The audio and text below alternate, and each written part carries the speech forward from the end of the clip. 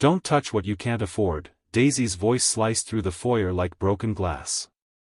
Layla froze, her fingers hovering above the Steinway keys. Everyone turned.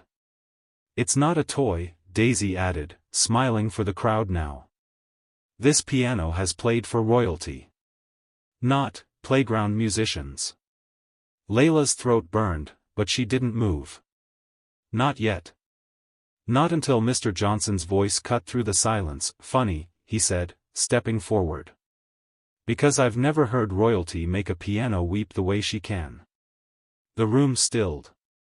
And just like that, Layla knew. She wasn't here to ask permission. She was here to take her place. Layla Bennett's fingers moved with quiet precision across the battered keys of the old upright piano tucked into the back corner of the Lincoln Heights Community Center. Each note shimmered with more emotion than the instrument should have been able to carry, its strings frayed, its hammers dull, but under Layla's hands, it sang. At just 15, her narrow shoulders hunched slightly forward, brows furrowed as she explored a new run of chords she'd been tinkering with all week. The chaos of the outside world faded when she played.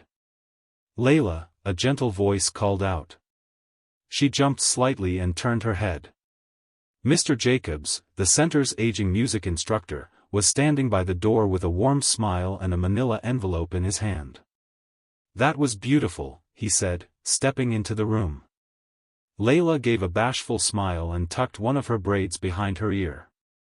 Thanks, Mr. J. I was just experimenting. Mr. Jacobs walked over and placed the envelope gently on top of the piano. Well, I've got something here that might make that experimenting a little more official.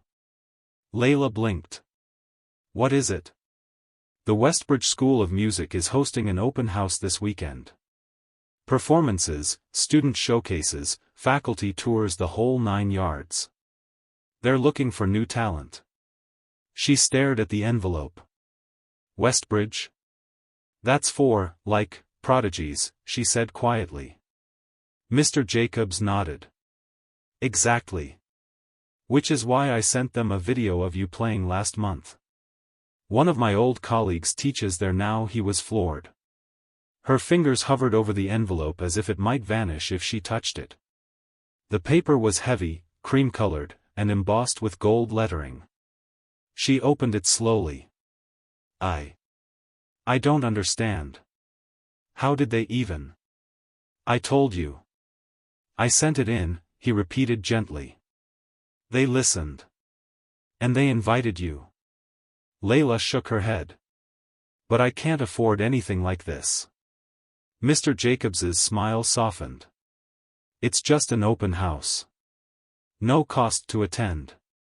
And if they're impressed? They offer scholarships. Full scholarships. But only to students who show something rare. Layla's mother, who had been quietly leaning against the doorframe, finally stepped into the room.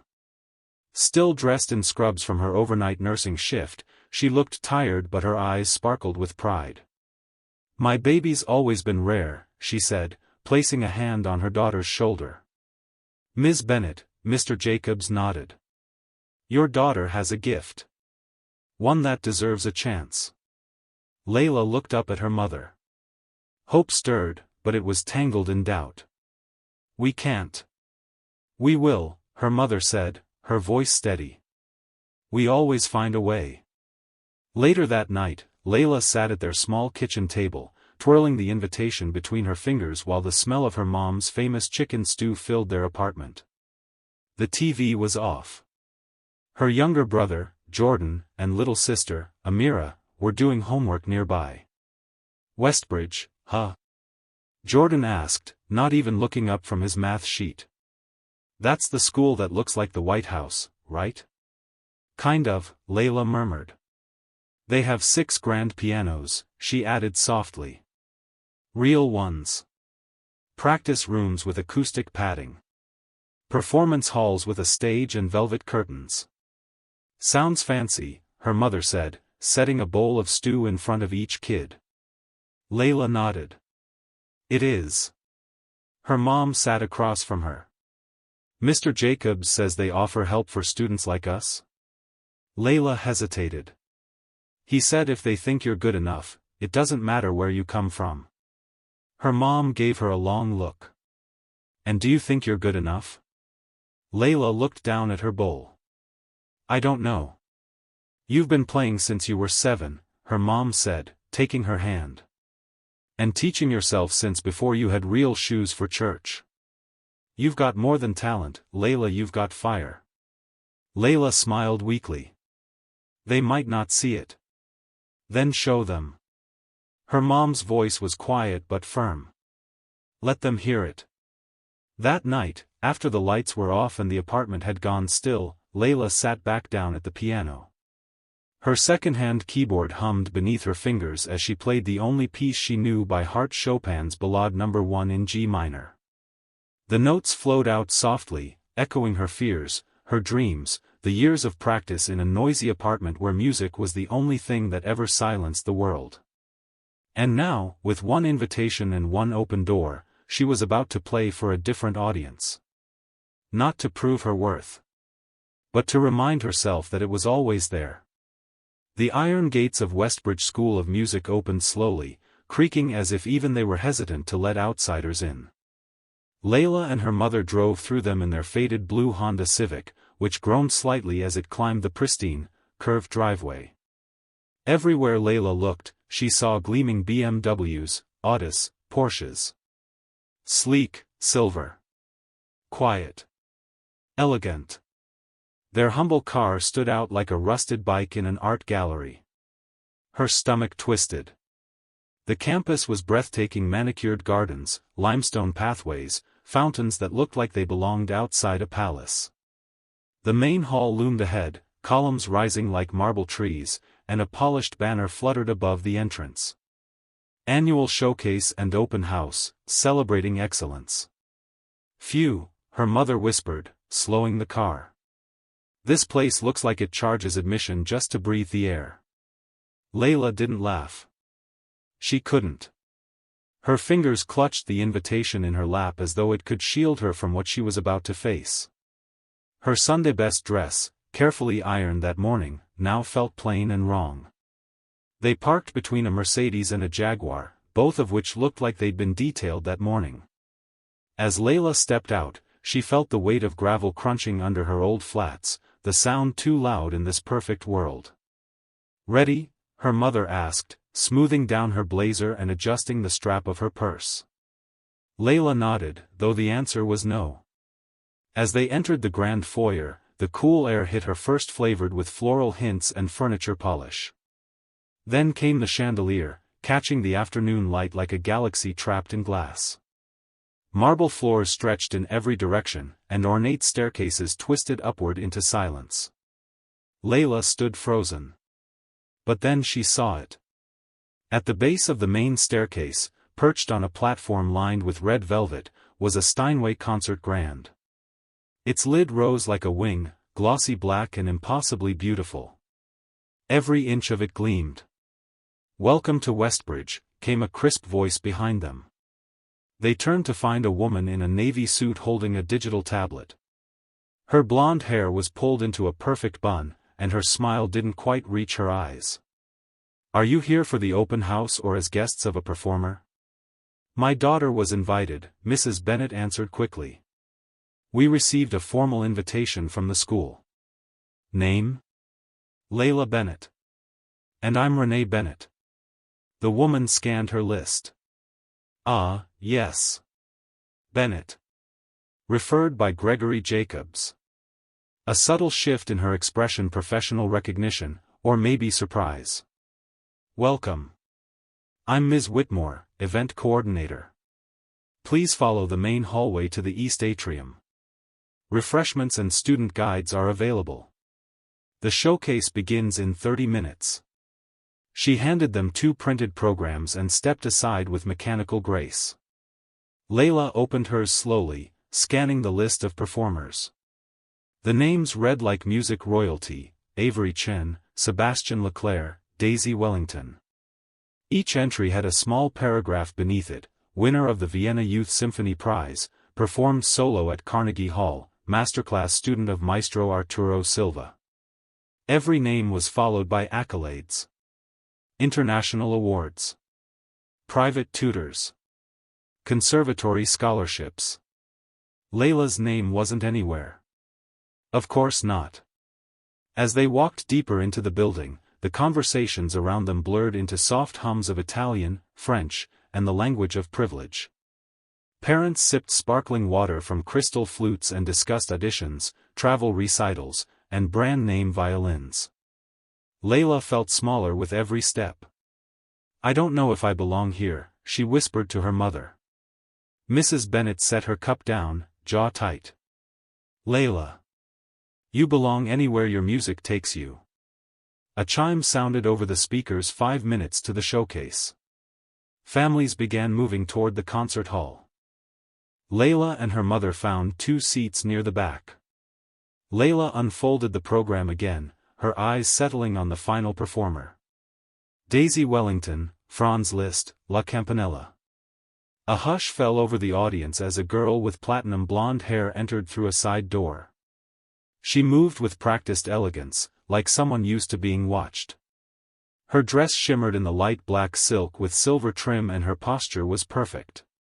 3 other students trailed behind her, orbiting her like moons. "That's Daisy Wellington," a woman whispered to her friend in the row ahead. "Her father built the Wellington soundstage here. They say she's being fast-tracked to Juilliard." Layla didn't need the explanation. She already knew. This was the girl who had everything. And she just walked into the room like she owned it. The intermission buzzed with laughter and polished conversation in the grand foyer of Westbridge School of Music. Crystal glasses clinked. Servers moved through the crowd with trays of tiny sandwiches and sparkling water. But Layla wasn't interested in any of it. Her eyes had drifted again, drawn to the Steinway concert grand that now sat unguarded, perched on its red velvet platform like a black-winged bird waiting to fly. It was the most beautiful instrument she had ever seen. "I'll be right back," Layla whispered to her mother, her voice barely audible. "Layla," her mom warned, but it was too late. Her daughter was already moving, drawn toward the piano by something deeper than curiosity. She weaved through clusters of guests, the sound of her worn flats swallowed by the marble floor. When she reached the platform, she approached the piano with reverence, like someone entering a sacred space. Her heart pounded in her chest. She didn't press any keys, she simply let her fingers hover, brushing gently against the ivory. It was cool, smooth, heavier than the plastic keys she was used to. Then came the voice. "Excuse me?" Sharp. Cold.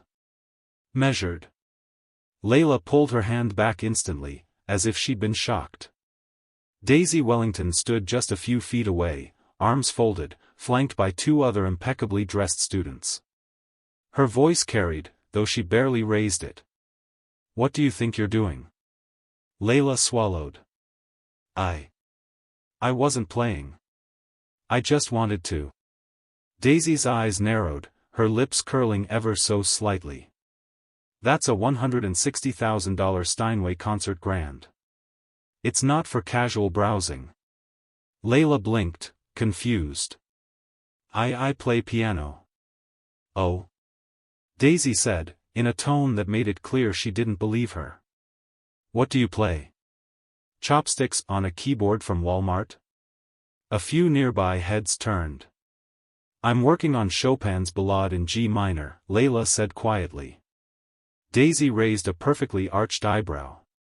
"Really? On what, exactly? A second-hand Casio in your living room?" Her friend snickered. Layla's face flushed with heat. She could feel people starting to glance over. The foyer, once humming with activity, was slowly quieting around them. Daisy stepped closer. "Don't touch what you can't afford," she said, each word sliding like a blade. "That piano isn't for everyone." The words cut deep, not just because they were cruel, but because they were designed to humiliate.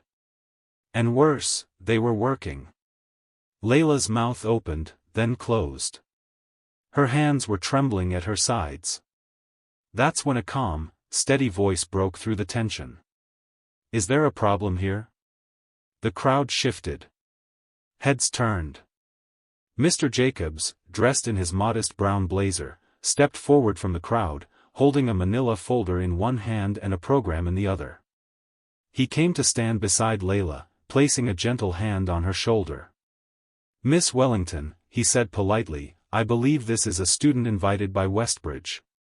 A very talented one." Daisy blinked, caught off guard for the first time. She was touching the piano. "Isn't that against protocol?" Mr. Jacobs smiled, not unkindly. She was admiring it. As any pianist might do when faced with an instrument of that caliber. Layla glanced up at him, her eyes wide, searching. His calm, his presence, it grounded her. "I know Layla's abilities," he said, turning toward the small but growing audience around them. "And I'd bet anything she treats a piano with more care than most." Just then, Ms. Whitmore, the event coordinator, stepped forward from the edge of the gathering. "What's going on?" she asked, her voice low but firm. "Layla Bennett," Mr. Jacobs said evenly. "Referred by me. I believe you'll find her name on the list." Ms. Whitmore checked her tablet and nodded slowly. "Yes. She is on the guest list." Daisy looked briefly at Ms. Whitmore, then back at Layla. "She doesn't look like a Ridgeway student," she muttered, barely audible but audible enough. Layla stiffened. Then came another voice, Mrs. Hamilton, head of the school, who had just entered the foyer. "Miss Wellington," she said, her tone suddenly clipped. "We encourage our guests, especially invited talent, to explore the instruments with care and respect." Her gaze shifted to Layla. "You're Layla Bennett?" Layla nodded. "Yes, ma'am." Mrs. Hamilton looked her up and down. "Mr. Jacobs spoke highly of you." There was a moment of silence. Then Daisy said with a too sweet smile, "Well, if she's so talented, maybe she should prove it." Her friends murmured agreement. The challenge was public now. "Miss Wellington," Mrs. Hamilton warned. "That's not how we do things." But the seed had already been planted. Layla's mother reached her daughter's side, whispering, "We can leave if you want." Layla looked around. All the eyes. All the judgment. All the doubts. But Mr. Jacobs was still beside her. And her music had always spoken louder than fear. "I'd like to play," Layla said softly. And the room fell completely still. The crowd in the grand foyer of Westbridge had gone silent. All eyes were on Layla Bennett. Some looked amused, others skeptical. A few curious. And then there were the ones like Daisy Wellington who looked openly expectant, for her to fail. Layla's throat was dry. Her hands trembled slightly at her sides. But her eyes found Mr. Jacobs, who stood just behind her, nodding slowly. Steady. Calm. And beside him, her mother, eyes wide, lips pressed tight, gave her a barely perceptible nod. "I'd like to play," Layla repeated, her voice clearer this time. Mrs. Hamilton, head of Westbridge, gave a graceful gesture toward the Steinway. "Then the stage is yours, Miss Bennett." Gasps and whispers rippled through the room. This wasn't on the program. This wasn't protocol. But no one stopped her. Layla walked toward the piano. Her flats made no sound against the marble. The world seemed to narrow, the murmurs fading into a soft blur as she climbed the velvet platform and stood before the instrument that, just moments ago, she hadn't even dared touch. She sat down carefully, adjusting the bench not too high, not too low. Just enough to feel grounded. Her fingers hovered above the keys. "What will you be playing for us?" Mrs. Hamilton asked from below. Layla didn't hesitate. "Chopin. Ballade No. 1 in G minor." A few more murmurs. Daisy's smirk widened. "Ambitious," she muttered. Layla closed her eyes. Inhale. Exhale. She thought of the plastic keyboard at home. The buzzing headphones. Her little sister humming along while drawing at the kitchen table. Her mom asleep on the couch after a night shift, while Layla practiced quietly in the dark. She thought of the community center. Of Mr. Jacobs slipping her sheet music. Of the first time she'd heard this ballade and felt something unexplainable stir in her chest. And then she began to play. The opening measures were soft. Tentative. A testing of the instrument beneath her hands. The Steinway responded like no piano she had ever touched. Each note rang clear, vibrant, sensitive to the slightest pressure. The sound was full-bodied, like a living thing. A flicker of surprise moved through the audience. Layla didn't notice. She sank deeper into the piece, her spine straightening, her breath sinking with the phrasing. As the music swelled, her body moved with it, not in dramatic flourishes, but in natural expression. Her fingers danced through the arpeggios and shifts in tempo, her foot controlling the pedal with delicate precision. This wasn't just a performance. It was a release. Every note she played felt like she was telling her story, not with words, but with resonance. Her fear, her isolation, her longing, her hope, it was all there, wound into the fabric of Chopin's wild and aching melody. People stopped sipping champagne. They stopped recording on their phones. Even Daisy, arms still folded, had dropped her smirk and now watched with narrowed eyes. By the time Layla reached the stormy middle section, there were some flaws, slightly rushed passages, a note or two clipped, but the raw emotion behind every phrase overpowered technical imperfection. She wasn't mimicking Chopin. She was living him. Mrs. Hamilton stood still at the foot of the platform, her brows furrowed not in judgment, but in focus. Mr. Jacobs stood taller, watching his student become more than even he had imagined. The final section loomed famously difficult. Layla had struggled with it countless times at home. The notes came fast, wild, unforgiving. But here, now, she didn't hesitate. Her hands flew across the keyboard, the Steinway roaring and weeping beneath her. Her heart pounded. Her fingers burned. But she kept going. As the last few haunting chords echoed into silence, Layla's hands lingered above the keys, then slowly dropped into her lap. Silence. 1 second. 2. 3. Then a single clap. Mr. Jacobs. Then another. Mrs. Hamilton. Then the entire foyer. The applause exploded, not polite, not performative, but stunned. Emotional. Real. Layla blinked as if waking up. She turned slightly in her seat, as if uncertain whether they were clapping for her. They were. She stood up slowly, her legs unsteady. Her heart was still racing. Mrs. Hamilton stepped forward, her voice calm but laced with awe. "Miss Bennett, how long have you been studying formally?" Layla opened her mouth. Nothing came out. Then. "I haven't. I've been self-taught. Mostly. Mr. Jacobs helps me." Another ripple ran through the crowd. Daisy took a single step forward, voice too loud. One emotional piece and she gets a standing ovation? What about the students who've trained for years? Mrs. Hamilton's expression darkened slightly. "Miss Wellington, no one is questioning your training. But talent comes in many forms." Then she turned back to Layla. "And today, yours spoke louder than most ever do." As the last echoes of applause faded into murmurs, Layla Bennett stood at the piano, still catching her breath, her hands slightly trembling, not from fear now, but from the emotional release. All around her, eyes watched with new expressions, some in awe, others recalculating.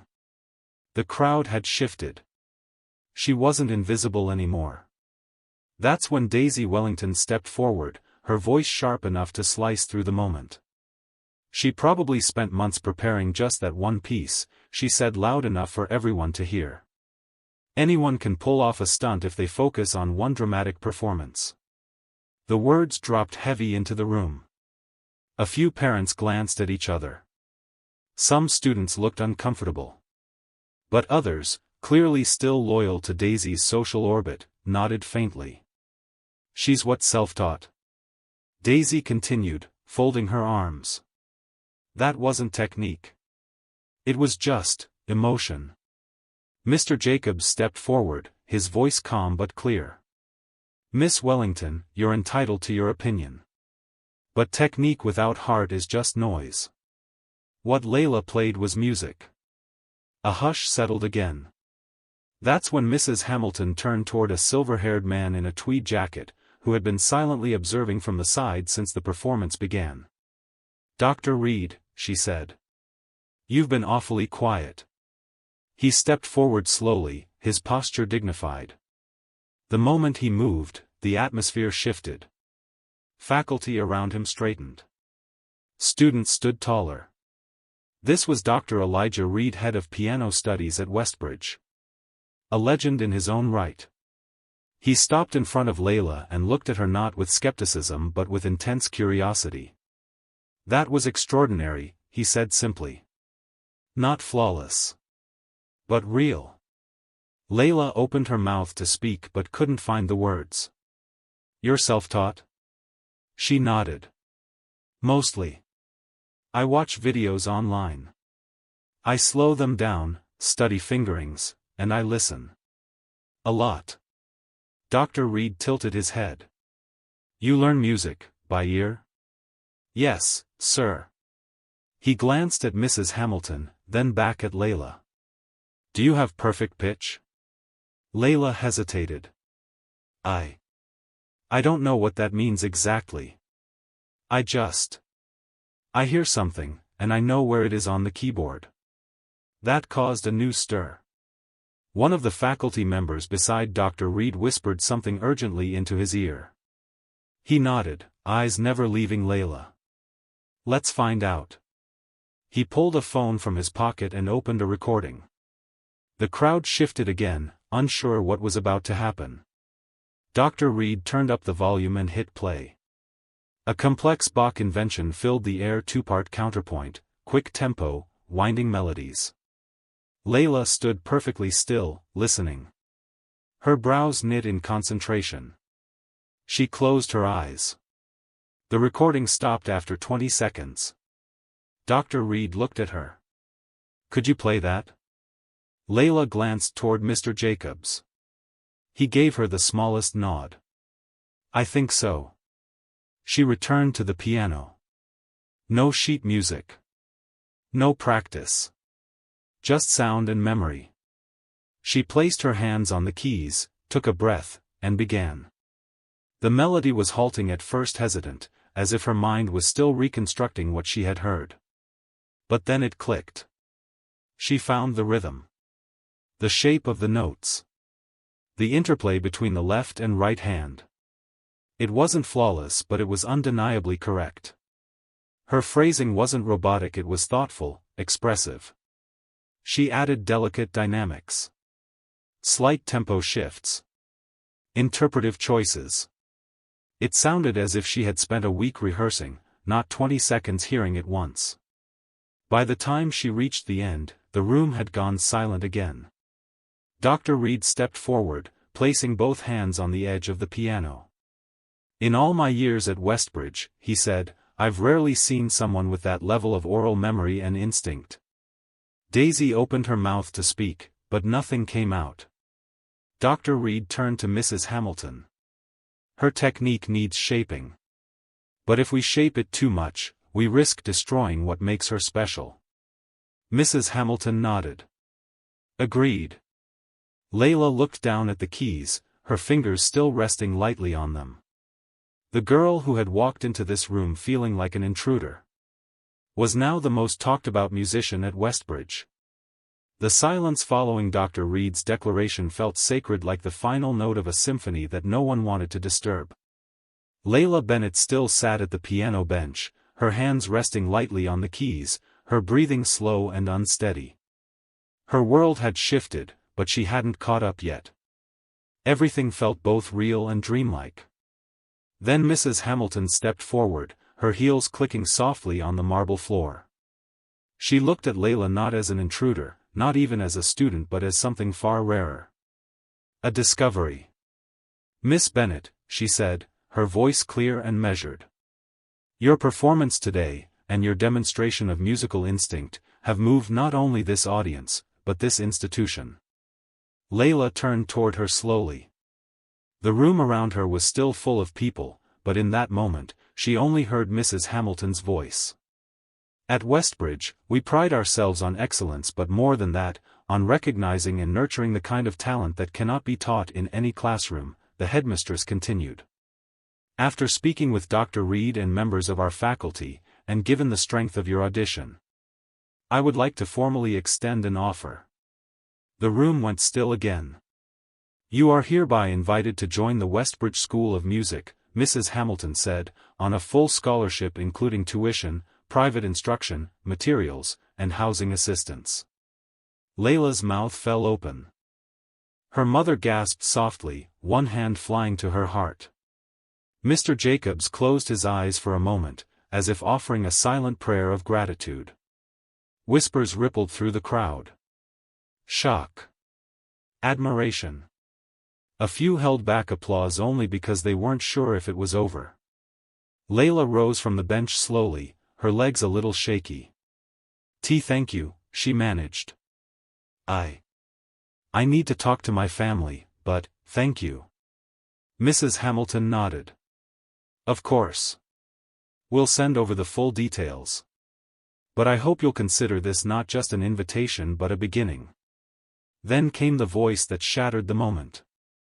"This is completely unfair." Daisy Wellington had stepped forward, her arms stiff at her sides, her face flushed not from embarrassment, but fury. "She shows up here with no training, no background, plays two pieces, and suddenly she gets what the rest of us have worked for our entire lives?" Her voice was shaking.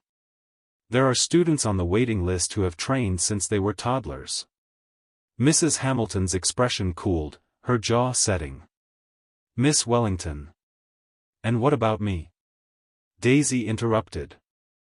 "I've studied under private instructors since I was 4. I've won international competitions. I've performed with orchestras. And suddenly I'm being overshadowed by someone who learned from YouTube?" The room grew tense. Mrs. Hamilton didn't raise her voice, but her tone cut through like a conductor's cue. "Daisy." Silence. "Do you know who built Westbridge?" Daisy blinked. "My grandfather?" "Your great-grandfather," Mrs. Hamilton corrected. "And do you know his story?" Daisy said nothing. "He was the son of a coal miner," Mrs. Hamilton continued, her voice softening but no less commanding. "He had no money, no connections, and no formal training. But he could hear music in the world that others couldn't. And someone brave gave him a chance." A quiet ripple passed through the crowd.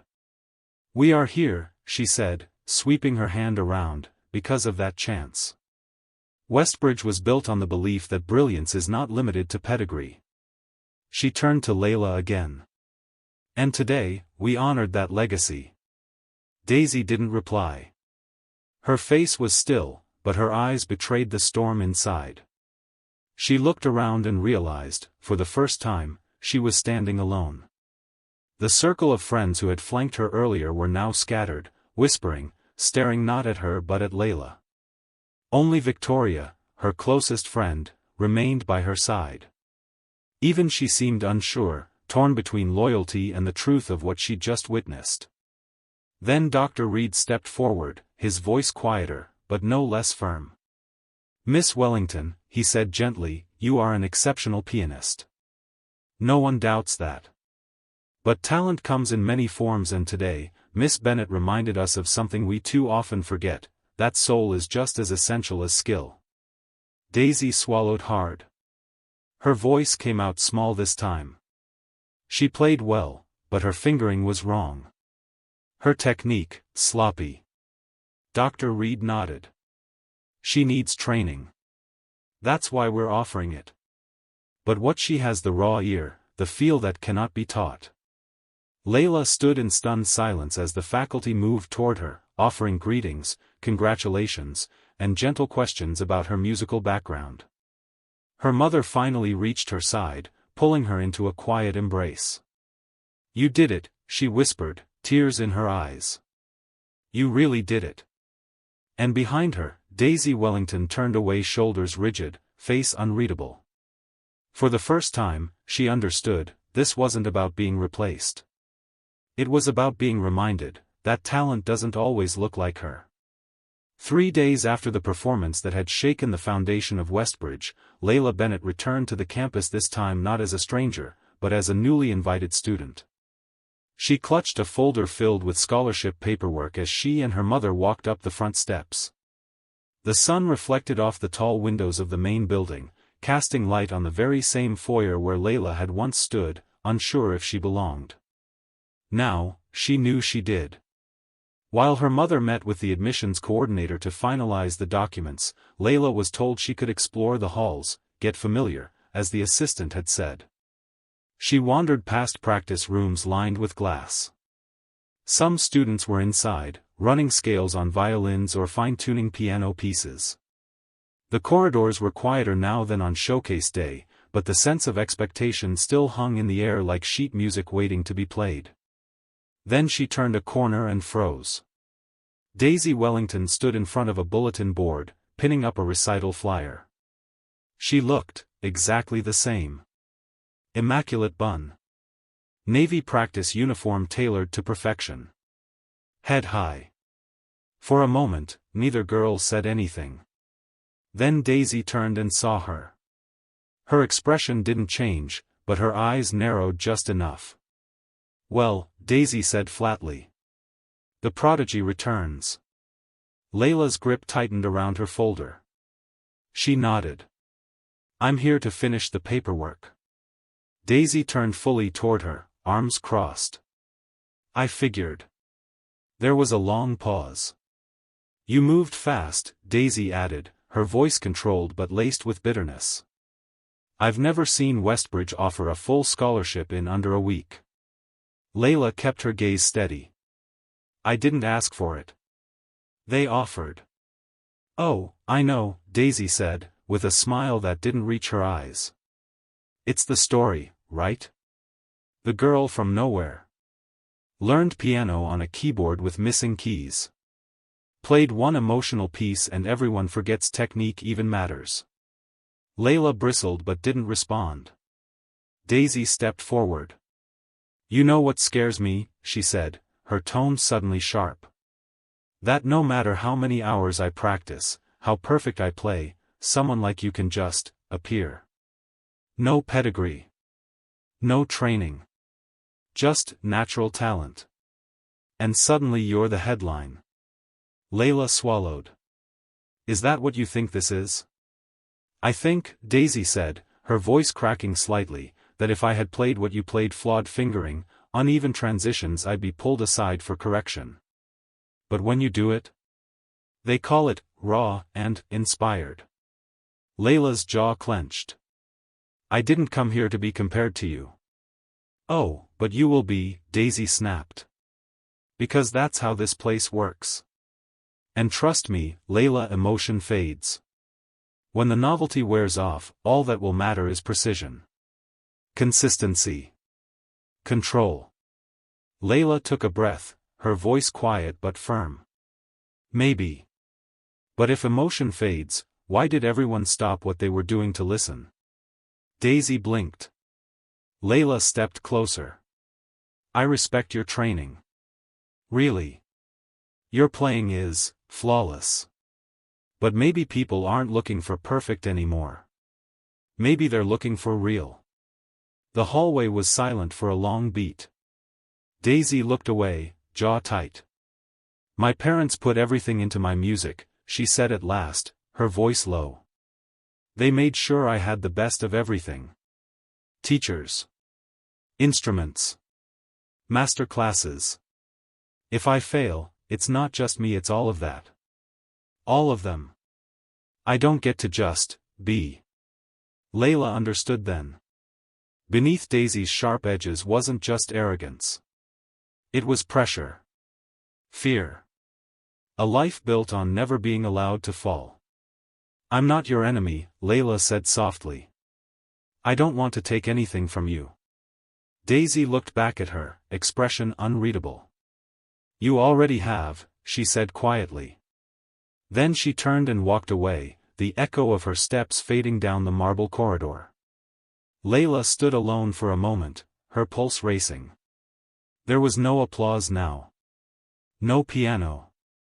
Just silence. But even in that quiet, she knew something had shifted, not just between her and Daisy, but in the very way Westbridge saw its students. The girl who once doubted she belonged, was now the standard that others feared. The morning after her confrontation with Daisy, Layla returned to Westbridge for her orientation session. It was supposed to be a low-key visit, meet with her assigned faculty mentor, pick up her schedule, tour the practice rooms again. Instead, she found Dr. Reed waiting for her just inside the grand foyer, looking unusually energized. "Miss Bennett," he said with a nod. "Perfect timing. There's someone I'd like you to meet." She followed him down a narrow hallway lined with framed photographs of Westbridge alumni virtuosos, composers, conductors, and into a sunlit room with two pianos set side by side. At one of them sat Daisy Wellington. Layla stopped short. Daisy turned just enough to meet her eyes, but didn't say a word. Dr. Reed clasped his hands together. "Excellent. Now that you're both here, I can explain." He gestured toward the pianos. "For this year's winter showcase, the theme is Bridging Traditions. Old and new. Classical and contemporary. And more importantly, technique and emotion." He paused. "Which brings me to, both of you." Layla blinked. "Us?" "Yes," he said, eyes sparkling. "You are two of the most gifted pianists at Westbridge, each representing a very different strength. Daisy, your precision and control are unmatched. Layla, your instinct and raw musicality are rare and powerful." Daisy's posture stiffened, but she said nothing. "I believe that if you two learn to collaborate, truly collaborate, you could produce something unforgettable." Layla's mouth went dry. "You want us to play together?" she asked. Dr. Reed smiled. "Precisely. A four-hand piano duet. Schubert's Fantasia in F minor. It demands both structure and soul. It's delicate, explosive, and deeply human." "But," Layla hesitated. "Daisy and I'm aware there's history," Dr. Reed said calmly. "But this is not about history. It's about what's possible when opposites are forced to trust each other through music." Daisy finally spoke, her tone clipped. "I always perform solo at showcases. And that's precisely why this will challenge you," Dr. Reed countered. "A true musician grows by stretching beyond the familiar." Layla glanced at Daisy, who looked like she'd swallowed a lemon whole.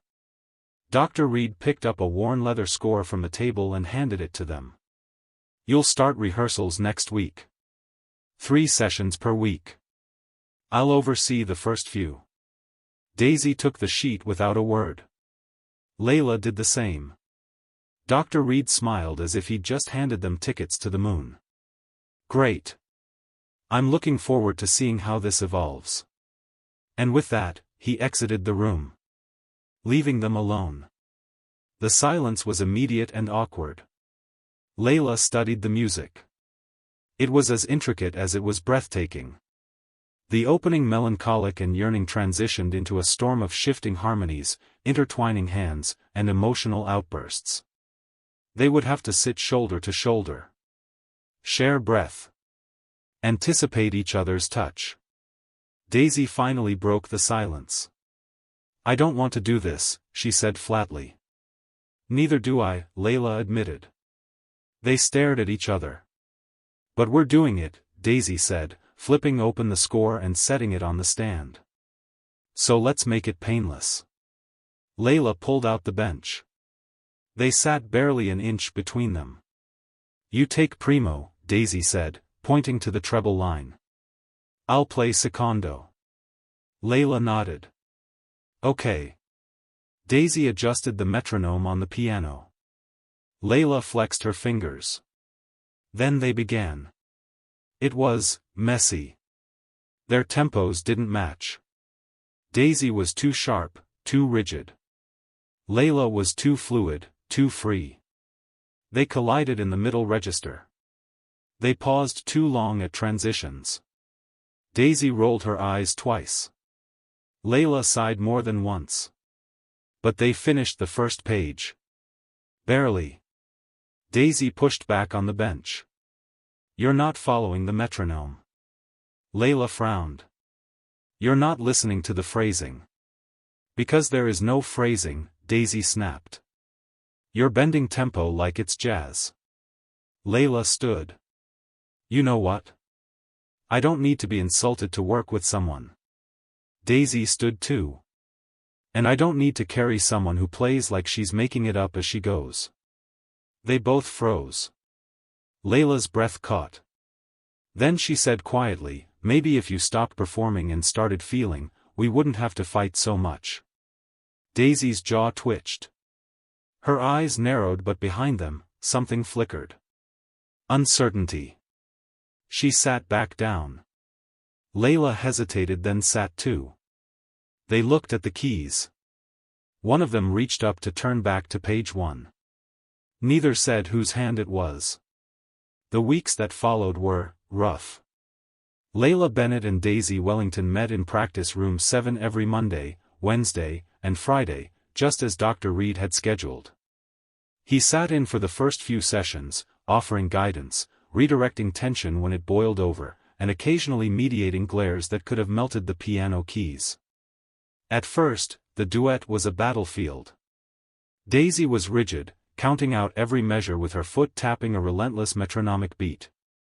Layla, by contrast, let her phrasing breathe, stretching time where she felt it made emotional sense. It was like watching two people dance without hearing the same song. You're dragging again, Daisy would say. You're rushing, Layla would counter. By the end of week 2, Dr. Reed started letting them practice alone. It wasn't civil. But something strange began happening. Layla started picking up Daisy's precise cues, small gestures, a lift of the wrist, a subtle breath. Daisy began to anticipate Layla's dynamic shifts, softening her touch when she sensed Layla was leading the emotion of the moment. They weren't in sync yet. But they were starting to listen. Midway through week 3, something cracked the ice. They had just finished a difficult section, hands crossing, then separating without tripping over each other for the first time. Layla looked over, breathing hard. That didn't suck. Daisy blinked. Then, smirked. Shocking, isn't it? It wasn't much. But it was a beginning. From there, the rehearsals changed. They argued less, and discussed more. Layla learned to count more precisely. Daisy loosened her phrasing, allowing moments of rubato she had once called messy. They started marking up the same score together, Daisy in blue ink, Layla in green. When one struggled, the other filled the gap. Their teacher noticed. Dr. Reed began stopping by less. Other students started peeking in during practice. Whispers floated down the halls, they're actually doing it. You should hear them now. It's something else. Even Mrs. Hamilton stopped by one afternoon, standing silently at the door as Layla and Daisy made their way through the climax of the fantasia, 2 sets of hands on one piano, moving as if directed by a single mind. She didn't interrupt. Just smiled. And left. One evening, after rehearsal, Layla lingered in the hallway outside practice room 7. She was packing her bag when Daisy emerged. You've improved, Daisy said, tone neutral but not cold. Layla glanced up. Thanks. You've gotten more human. Daisy raised an eyebrow, then gave a short laugh. I'll take it. They stood in silence for a beat. You know, Daisy said, shifting her bag to her other shoulder, I used to think music was about winning. Recitals. Competitions. Showcases. And now? I'm starting to think maybe it's about being heard. Layla nodded slowly. Same. Before Daisy could say more, her phone buzzed. She checked it, sighed, and muttered, "Driver's waiting." As she turned to leave, she paused. "You were right," she said over her shoulder. "People stopped to listen to you. Not because you were perfect, but because you made them feel something." Layla's throat tightened. She didn't know what to say. So she just whispered, "See you Wednesday." The night of the Westbridge Winter Showcase arrived with the kind of tension that clung to the air like fog before a storm. Backstage, students adjusted bow ties, straightened gowns, and whispered last-minute pep talks. The auditorium was packed. Parents, donors, faculty, and even a few reporters from classical music journals had shown up, drawn by the quiet rumor that something unusual would close the show. Layla Bennett stood in the wings, dressed in a sleek black performance dress chosen from the Academy's wardrobe closet. It was the first time she'd worn something designed specifically for the stage. Her hands were warm from stretching. Her mind was focused.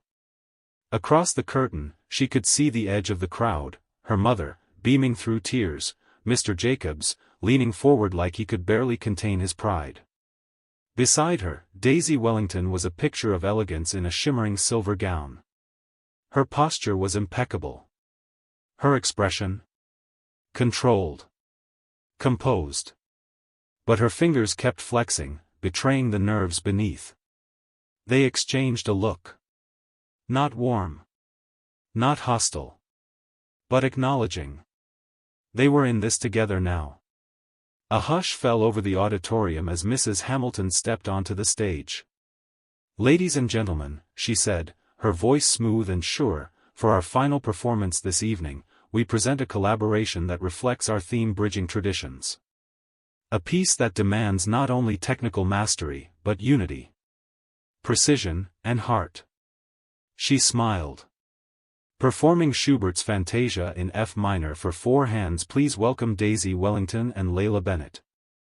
Applause swelled, some enthusiastic, some surprised, some hesitant. Then, silence. Layla and Daisy stepped onto the stage. Together. The spotlight was hot. The piano sat at center stage, its lacquered surface gleaming under the lights. They sat side by side, dresses flowing over the bench, shoulders nearly touching. Layla took a deep breath. Daisy adjusted the sheet music. One glance. One nod. Then they began. The opening was soft. Haunting. Their hands moved in mirror-like coordination, establishing the theme, longing, restless, almost fragile. Layla handled the upper register, her touch delicate but filled with breath. Daisy anchored the bass, calm, methodical, supportive. It wasn't just a performance. It was a conversation. As the music built, so did their interplay. Layla introduced a swelling phrase. Daisy caught it, shaped it, returned it. Daisy led through a tempo shift. Layla adjusted, then responded with subtle dynamics that shimmered like light through glass. By the time they reached the middle section, the storm, they were no longer two pianists. They were one instrument. The runs were tight. The arpeggios fearless. The emotion surged. The audience leaned in. It wasn't flawless. There was a slightly rushed entrance in one passage, and Daisy had to glance once more than planned to stay synced, but none of that mattered. Because the music was alive. The final section was gentle again. Resolved, but tinged with something bittersweet, like sunrise after a long night. Their hands crossed, touched briefly. Then lifted from the keys. Silence. 1 second. 2. 3. Then a roar. The applause rose like thunder. People stood. Not just parents. Students. Faculty. Guests. Everyone. Layla turned slightly, her chest heaving. Daisy looked over, eyes wide. Then a small, real smile. Mrs. Hamilton stepped on stage, voice nearly lost under the ovation. "Thank you, Miss Wellington. Thank you, Miss Bennett. That was unforgettable." Layla stood. Daisy stood. They bowed together. And in that moment, there were no comparisons. No jealousy. No hierarchy. Just two girls. Two pianists. Two voices. Who had finally learned to speak the same language. By Monday morning, the performance was all anyone could talk about. Layla didn't expect it to spread so fast. But apparently someone in the audience had recorded the final section of her and Daisy's duet and uploaded it online that very night. Within 48 hours, it had over 80,000 views on a classical music account titled "Moments That Matter." The caption? "Two worlds. One song. You'll never hear Schubert the same way again." At breakfast in the student dining hall, Layla tried to keep her head down, quietly stirring oatmeal. But students she had never even met were approaching her table. "You were amazing. I didn't know someone could play like that without formal training. Hey, are you taking theory with Professor Langley? I hope we're in the same class." Even upperclassmen nodded at her in passing. She wasn't invisible anymore. But it wasn't just the students. At lunch, Dr. Reed approached her with a crisp envelope and a glint of excitement in his eyes. "There's someone I'd like you to meet," he said. "He saw your performance online. Was extremely interested." He didn't say more. Just handed her the envelope. Inside was an invitation printed on heavy cream cardstock.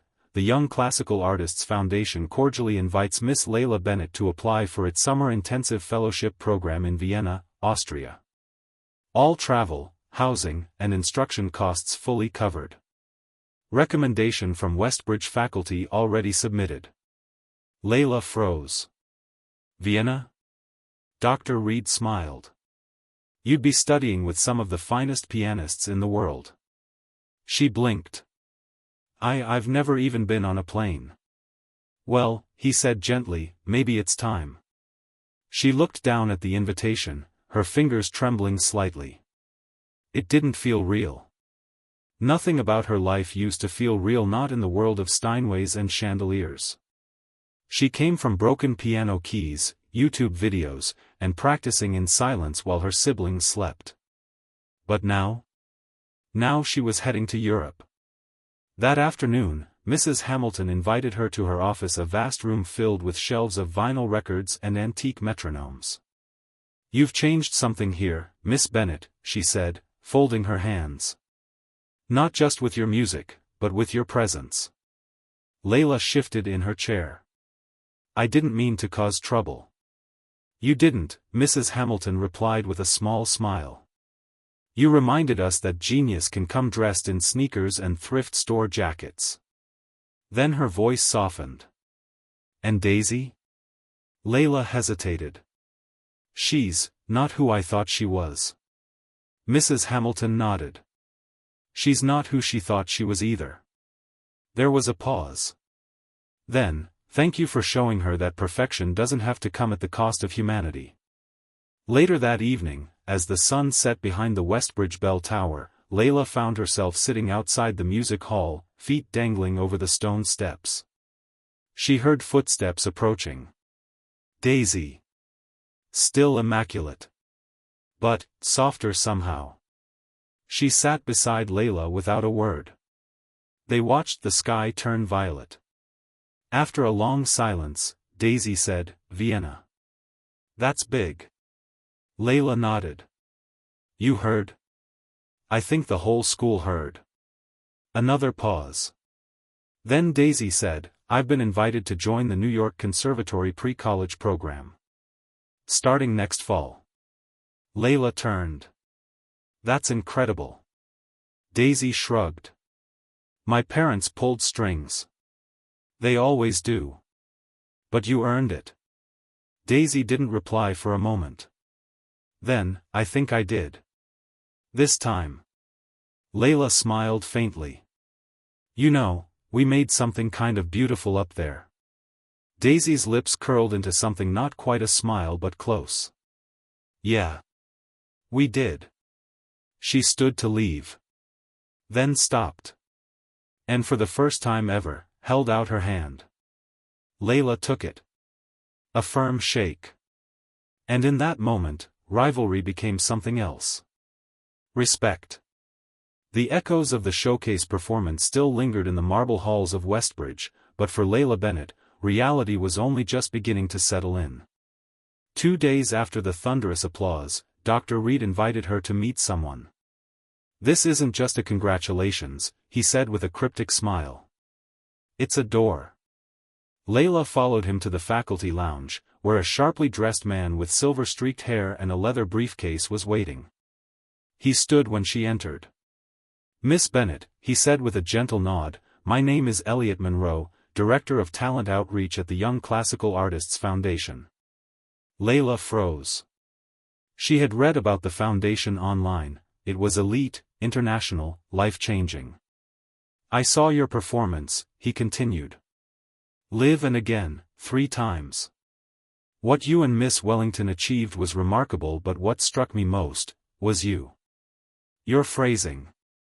Your instinct. Your command of silence as much as sound. Layla blinked, barely breathing. I'm here to offer you a place in our summer intensive program in Vienna. All expenses paid. Housing, travel, private instruction. A cohort of 12 students from around the world. We believe you belong among them. Her legs felt weak. Vienna. Europe. A dream she hadn't dared name. I don't know what to say, she whispered. You've already said it, Monroe replied. Through your music.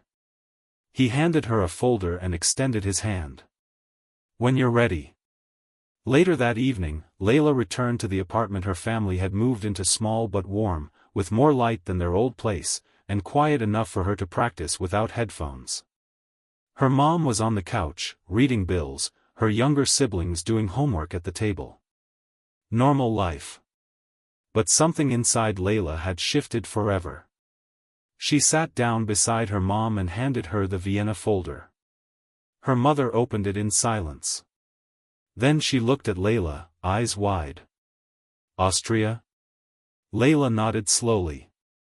They want me to train there this summer. With real masters. From all over the world. A long pause. Then her mom exhaled, shaky and proud. You didn't just open a door, baby. You tore the whole wall down. The next morning, as Layla walked through the Westbridge courtyard, a familiar voice called her name. Layla. She turned. Daisy Wellington stood beneath the arched walkway. Alone. Still pristine in appearance but softer, more grounded. I heard about Vienna, she said. Layla nodded. Yeah. It still doesn't feel real. It is, Daisy said simply. You earned it. That pause between them felt different now. No tension.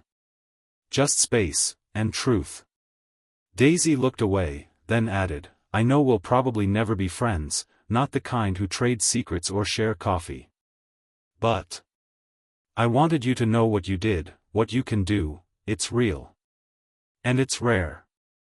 Layla's chest tightened. Thank you, she said quietly. Daisy started to walk away, then hesitated. And Layla? Yeah. You didn't belong here when you arrived, Daisy said, her voice low.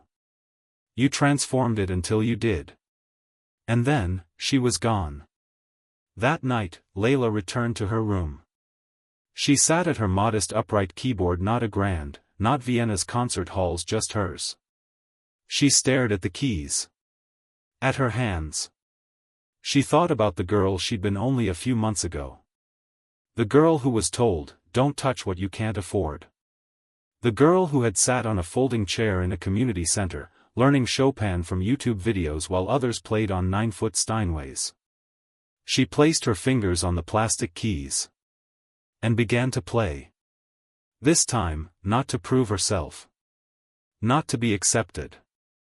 But because the music had always been there. And now, the world was finally ready to hear it.